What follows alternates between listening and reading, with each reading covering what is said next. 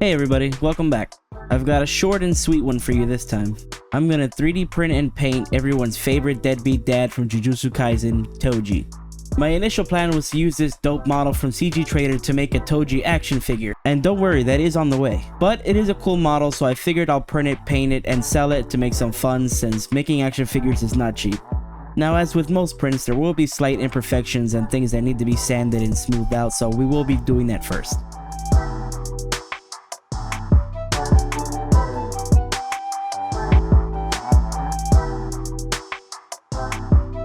Once the base is sanded, I'll hit it with some filler primer and all those seam lines will just disappear. I think most people would agree that this is the most tedious and unfun part of any project, but it is a necessary one since you need to make sure everything is super smooth and ready to get painted. It's tiring, it takes forever, and it leaves resin dust everywhere, but the end result wouldn't have that quality if you didn't spend the time and effort to make it look that good.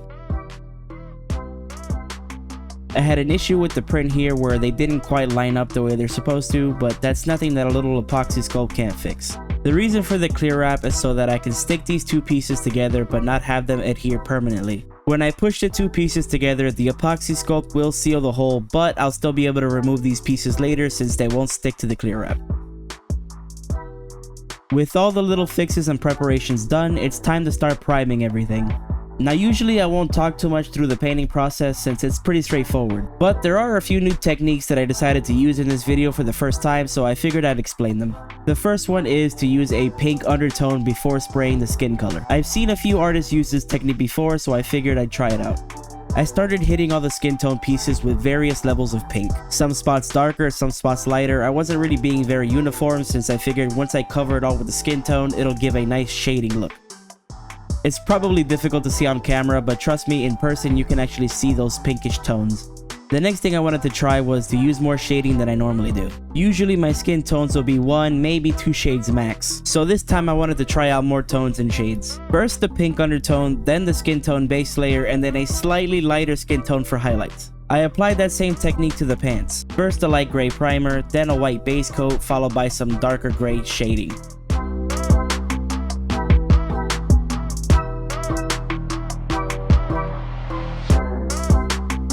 A couple of pieces such as the sword, the hair, and the shoes will get some hand-painted details. As for Toji's hidden inventory curse, I'll hit it with progressively lighter shades of purple dry brushing.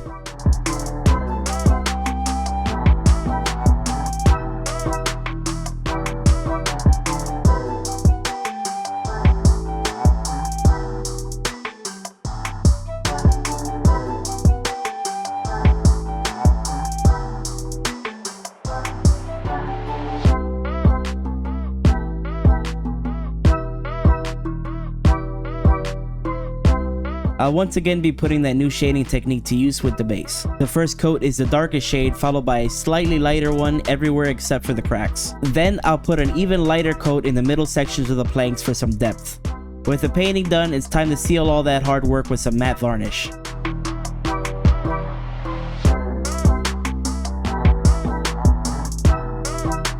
And there's all our pieces painted and ready to be glued together. While I do that, I'd like to take this moment to thank you guys for watching. As always, please consider leaving a like, a comment, or subscribing if you like what I do and want to keep watching me do it. And stay tuned for more awesome stuff coming your way. I've got that Toji action figure on the way, as well as a few other characters from JJK. I've also got that aforementioned Spider-Man project in the works that should be dropping pretty soon. It's a great time all around and I'm having a blast doing it. But as I mentioned before, it does get quite expensive, so check out my Etsy store if you want to support what I do and maybe take home one of my projects.